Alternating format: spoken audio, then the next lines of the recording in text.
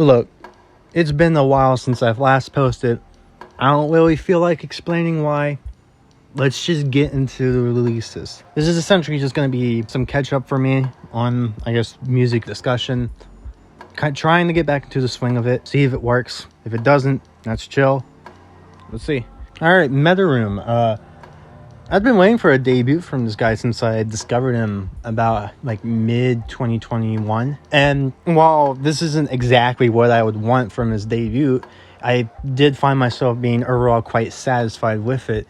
I do think like it doesn't showcase the best of this guy and what he's really capable of, but for a debut, I do think it's quite fun. I guess it's just not really the most memorable for me. Like the general songs, I don't find myself like really wanting to return to as much as like the several singles that he's released over the past few years. So I quite enjoyed it. It just, again, not that replayable for me. Park Zero. This album's quite good. I discovered Park Zero for Buffalo Staple, and I didn't get around to any of their stuff until the album that they put out in early 2022, and I quite liked it. I would say that is probably currently my favorite. Although I have not heard the most recent album they have put out. I thought this one was pretty good.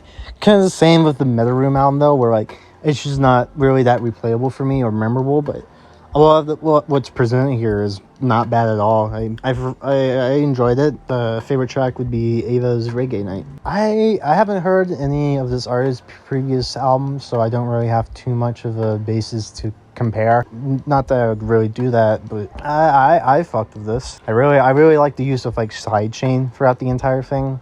It's very nicely mixed. I haven't really returned to it all that much, but I think I found myself really enjoying it overall. Another Dario Core-esque project. I don't find it to be too exciting overall, but there are some fun moments. It's solid. If you're a huge fan of this style, you'll probably get a whole lot out of it. I guess for me though, it's just like this kind of just has the same problem that I have with a lot of Dario Core stuff, including the Dario Core stuff, where like I feel like it's way too repetitive and there's not really much variety for me to really love it. For me, it gets quite tiring, like very, very quickly. Like after the first, like I want to say like 5 songs, you kind of get the point, and there's not much of a reason to go back to it. But for what it is, it's fun. It's solid. Really gorgeous. If you're a fan of artists like Joe Hisashi, Masakatsu Takagi, you'll probably get something quite out of this. I think my main issue is just that it doesn't really have that much variety in its sound palette for me to really love it. But again, the general ideas that are presented here are quite wonderful, and it's very nice on the ears. It's a pretty easy listen. I'd recommend it. I like some of the riffs here, but pretty much everything else surrounding these songs I found kind of just not that engaging, exciting, or interesting to listen to. I do plan on keeping tabs in with this artist and whatever they do next, because I am interested to see like where they go from here. I haven't heard their previous stuff, but yeah, I don't know. I just found this to be a bit of an unsatisfying experience. It's not bad though. Again, some nice riffs. Really gorgeous guitar playing on this one. I know a lot of people don't really fuck with the vocals on this one, and I can get that. You know, they're quite akin to like, I guess, like early Animal Collective, like, you know, like Campfire songs, Song Tongues. So I guess there's not really much of an identity from that standpoint, but who cares? I found this to be a really lovely experience, and I've quite returned to it quite a bit. I found myself playing this one quite a bit. I think it's quite wonderful. I will say, the longer, like more, I guess, ambient, like long form, like kind of ambient stuff on here didn't really do that much for me, but everything else I found to be really gorgeous. I mean, it's pretty much what you would expect from this type of collaboration. I don't think it's all that memorable, but I remember enjoying it when I listened to it. Maybe it's due for a revisit. Apparently this is Zeeler's first time producing on the project, and I mean, you can tell, but it's not bad at all. It doesn't really stick with me, but it's alright. Way too long for me. For me, it's way too long. But there are some really good J-Rock tunes in here if you're willing to sit for it. So I would recommend it off that. Just expect there to be a bit of filler in there. It definitely could use some trimming in my opinion, but there are some really good songs in here. Lovely. Very, very, very nice listen. I enjoyed the first track a lot. I don't really have a lot to say about this one. It's quite nice though. It's not my favorite Cemetery. There's some nice moments, but I guess Rainbow Fridge Free is probably going to be the one that sticks with me for the longest. But this one's not bad. If you're a big Cemetery fan, you'll probably get a whole lot out of it. If you don't care for Cemetery, you probably won't like it. It's fine in my opinion. It's definitely not horrible. And the Sick Boy Rari feature is quite cool to see.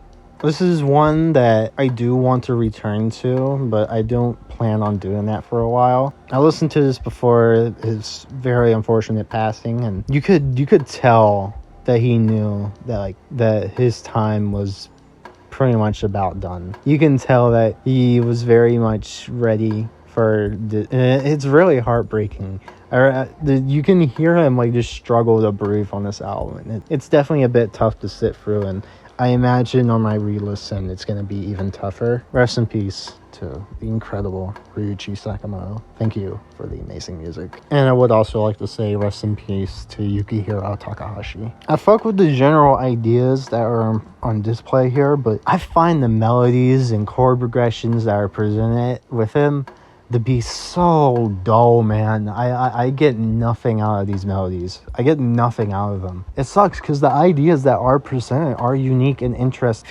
It feels like something that should be right up my alley, but I just don't fuck with the melodies. I don't. Pretty much more of the same from this band. If you fuck with their stuff, you'll fuck with this. Yeah, I don't know. I don't have a lot to say about this one. It's quite nice though. The first track's fun. I think the first track's quite funny, but everything after doesn't really do a whole lot for me. It's not really what I would look for in this more kind of a comedy rap main. But I do think Brad or B Dizzle does have a better understanding of it than most people do. So it's alright. If you're like a comedy rap connoisseur by any chance, I guess it's worth checking out. But other than that, it's not essential. It's not horrible. I remember really defending this one when it came out, but I honestly don't remember too much about it. So I guess it doesn't really have the most staying power, but I remember having a quite pleasant listen with this one. It's a simple listen. It's not the most unique thing ever, but it's quite nice on the ears. I'm not complaining too much about it. Very, very solid debut here. I love the ideas that are presented here, and just the general sound palette is very much my thing. I do think it does sometimes feel a little incomplete, but just what's presented here I do find to be quite pretty and just really nice to listen to. Honestly, might be my favorite Quinn project. I haven't caught up with her most recent stuff, but I don't know. I really like the beats on this one, and I just found it to be really replayable throughout the year. I fuck with it. I really wish I clicked with this one more. I do need to revisit it. A revisit is due, but I just found myself being really unfulfilled by this one. Drive Me Crazy does it go crazy? I don't know. I didn't get a whole lot out of this, you know? I do respect it though. A re-listen is due, but right now it just doesn't really do much for me. Love the sound palette of this one. This one is just really nice on the ears and so easy to sit through. For me, it was. There's some really, really gorgeous just arrangements on here. There's a cool outro with Bad Bad Not Good, if you're a fan of them. Very jazzy, very, very, very sweet album. Yeah, I've gone back to a couple tracks on this one quite a bit. I would recommend it. It's quite lovely. While I do prefer the more raw and noisy approach that To See the Next Part of the Dream had, I do respect this direction that Perrin now goes with this album, and the new things he adds to his sound palette on here are quite admirable. I guess just for me personally, some of the songs ran on a little too long, and I do think it could use just a bit more variety in the track listing. But for what it is, it's quite pretty. And then the Daria chord project on this one, I found myself not really getting into the whole mixing style of this one. It's very raw, and I could see that really clicking for some. I guess just for me, personally, I couldn't get a whole lot out of it. It's not bad. It's not horrible. Just kind of middle of the road for the style, I guess. Another reminder of how unique of an artist Dean Blunt really is. It's really fascinating. I don't have a whole lot to say about this one. It's just really fascinating. And that's everything that I heard in January of this year. Of course, I'm sure there's some albums I missed out on. It's hard to get around to everything.